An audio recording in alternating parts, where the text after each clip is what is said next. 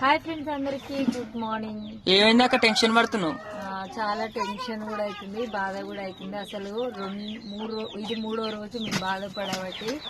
ఇంకా మీరందరూ మాకు సపోర్ట్ చేయాలి. ఇప్పుడు మేము ఏ పరిస్థితులలో ఉన్నాం, మేము ఎక్కడున్నాం, మా పరిస్థితులన్నీ మారాలి. కొంచెం మేము ముందు స్థాయికి వెళ్ళాలి అంటే మీ సపోర్ట్ మాకు కావాలి. మేమైతే కొత్తగా సారీ బిజినెస్ అయితే స్టార్ట్ చేసాం కదా,